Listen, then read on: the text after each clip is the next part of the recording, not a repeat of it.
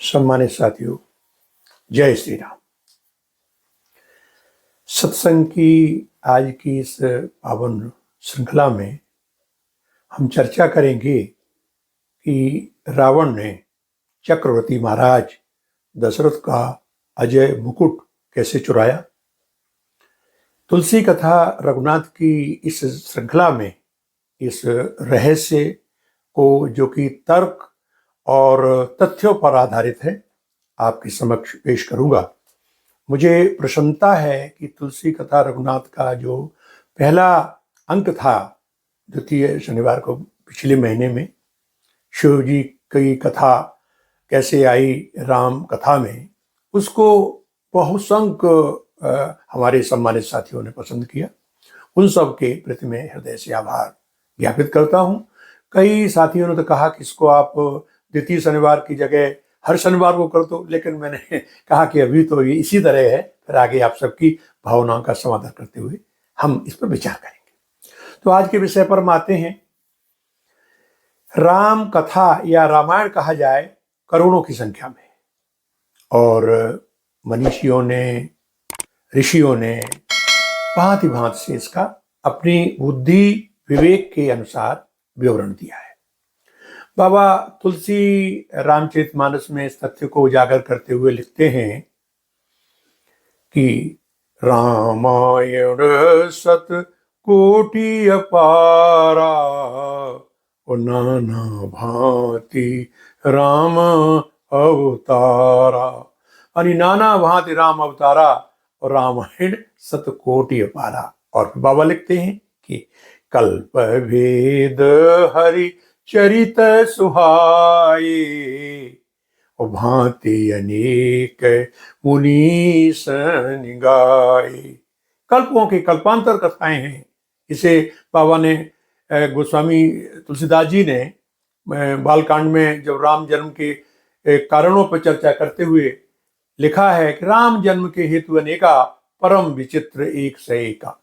तो इसीलिए फिर आगे वो कहते हैं कि करिए न संशय असजिय जानी, और सुनिए राम कथा समवानी। मतलब वो कहते हैं कि इसलिए संशय मत करिए, करिए न संशय असजिय जानी, सुनिए कथा सादर रति मानी। तो प्रेम के साथ इसको सुनना चाहिए। अब हम उस प्रकरण पर चल रहे हैं। एक बार चक्रवर्ती महाराजा दशरथ आखेट में जा रहे थे, और आखेट में बहुधा उनके साथ महारानी कैकेयी जी जाया करती थी। आप जानते हैं कि कैकेयी घुड़सवारी, रथ संचालन, युद्ध कला में पारंगत थी, और कई देवासुर संग्राम में उनके साथ गई थी। आप सबको कथा मालूम है। तो एक बार जब उन्होंने देखा कि ये जो बाली है ये कई ऋषि मुनियों को कुछ परेशान करता है, मतंग मुनि आदि की कुछ ऐसी शिकायतें आई, तो वो एक बार उधर के गए। तो बाली को, क्योंकि अपने पराक्रम पे बड़ा गर्व था, तो उसने दशरथ जी के सामने ये सोचा कि हम क्या करेंगे। उसने मुकाबला कर लिया, लेकिन वो अंतोगत्वा पराजय होकर चला गया।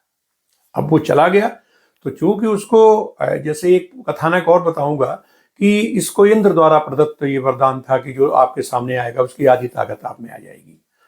और ये भी कथा है कि ये इंद्र के अंश से कहा गया है कि इंद्र अंश से बाली भा अति अपार बलवान, दूसर सुत दिन कर तनय सो सुग्रीव जान। सुग्रीव जी को भगवान सूर्य का अंश मानते हैं, और हनुमान जी चूंकि भगवान सूर्य को अपना गुरु के रूप में उन्होंने माना है, तो इसलिए उन्हीं की प्रेरणा, उन्हीं की आज्ञा से सुग्रीव जी को अचल और मूर्त रूप से स्थापित करने की, उनकी अभिरक्षा और उनकी सुरक्षा में लगे रहते थे।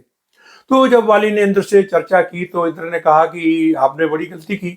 महाराजा दशरथ के पास जो मुकुट है, तो वो जो है अजय मुकुट है, और वो जब देवासुर संग्राम में कई बार आए तो भगवान सूर्य ने उनको ये कह के दिया था कि जब तक आप इसे धारण करेंगे कोई भी योद्धा आपका सामना नहीं कर पाए, पराजित हो जाएगा। इसलिए दशरथ जी को पराजित करना बहुत ही असंभव है, और इस बात को निकाल दीजिए, जब तक उनके यहाँ मुकुट है उनके सर पर, कोई उनको पराजित नहीं कर सकता। ठीक है, वो बड़ा षड्यंत्रकारी था। वो आया, और उसने जब एक दिन ये आखेट को में जा रहे थे, सेना थोड़ी पीछे रहती, तो ये स्नान करने के लिए नदी के तट पर गए। रथ बाहर ऊपर खड़ा हुआ था, उसमें कैकेयी जी थी। तो साधु के वेश में आया और प्रणाम करके बोला कि ये महारानी, ये राजा दशरथ का जो मुकुट है बड़ा प्रतापी है, क्या मैं इसके दर्शन कर सकता हूँ? तो उन्होंने सहज भाव से कहा हाँ, मैं इसके चरण स्पर्श कर सकता हूँ। तो उसने स्पर्श करने के बहाने मुकुट ले लिया और मुकुट लेके भागा। इधर वो दशरथ जी को उन्होंने कहा कि कौन सा? दशरथ जी ने बाण लेकर कहा। तो उसने खड़े होकर कहा कि देखिए, अब आपका मुकुट जो था मेरे पास है, मैं वाली हूँ और आपको ये पराजित होना है और अपनी पत्नी के साथ बंदी होना है, तब तो युद्ध करिए। दशरथ जी ने फिर भी धनुष उठाया तो कैकेयी ने समझाया कि राजन, अब कुछ मत करिए, बस समय की परिस्थितियों को देखते हुए आप चलो वापस चलते हैं।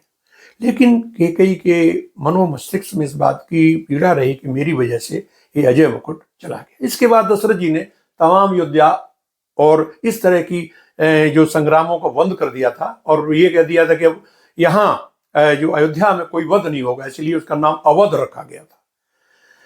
खैर, कैकेयी के मन में वो टीच लगी रही थी कि किस तरह से ये, क्योंकि मेरी गलती से मुकुट गया है, कैसे वापस आए।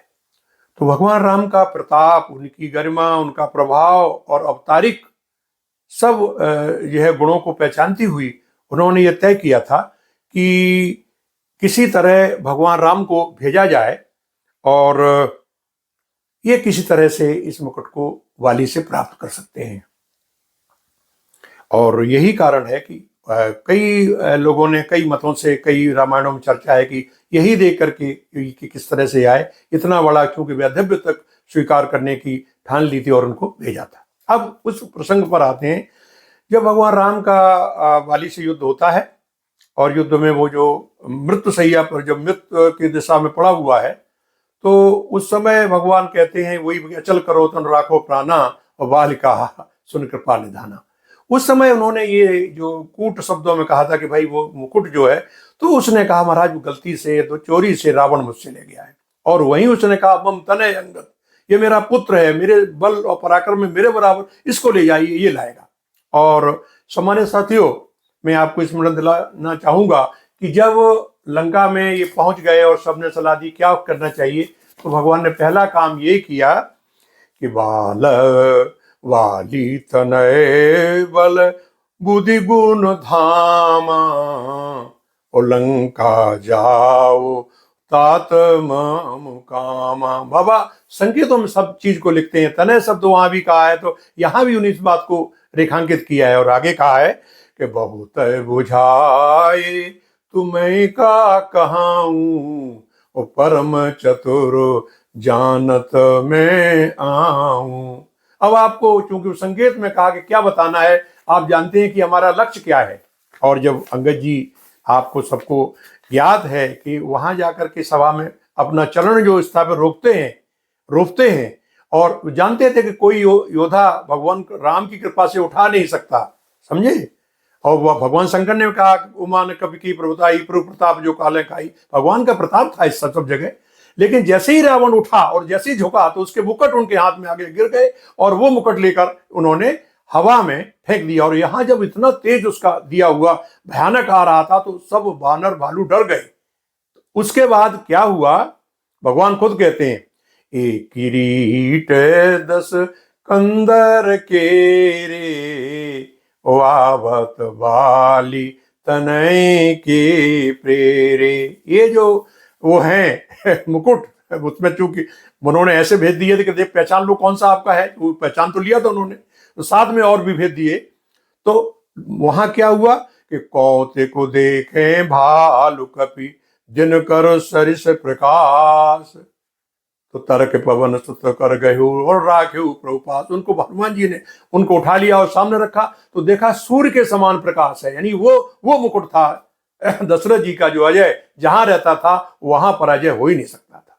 तो इस तरह से वो मुकुट जो रावण ने वाली से चोरी करके यहां लिया था और कूट बुद्धि से, अपनी षड्यंत्रकारी बुद्धि से वाली ने दशरथ से प्राप्त किया था, वो पुनः अयोध्या अंगद जी के माध्यम से भगवान श्री राम को मिला। तो आज की इस जो रहस्यमयी कथा है, इसे हम कहें कि मानस की कथाओं में जो होता है, मानस बहुत गूढ़ अर्थ में लिए हुए इसकी अंतर कथाएं होती हैं, उस सब के प्रकाश में मैंने आपके सामने समक्ष प्रस्तुत किया। और फिर दूसरे मतलब अगले महीने के दूसरे शनिवार को इस तरह तुलसी कथा रघुनाथ के क्रम में कोई रामचरितमानस की ऐसी उद्भट और रहस्यमयी अलौकिक घटना आपके सामने वर्णित करेंगे, जिससे कि रामचरितमानस की उन तमाम जो ऐसी प्रसंग हैं, ऐसी घटनाएं हैं जो आजकल अनछुई अनकही हैं, उन पर हम प्रकाश डालें। आज बस यही। जय श्री राम।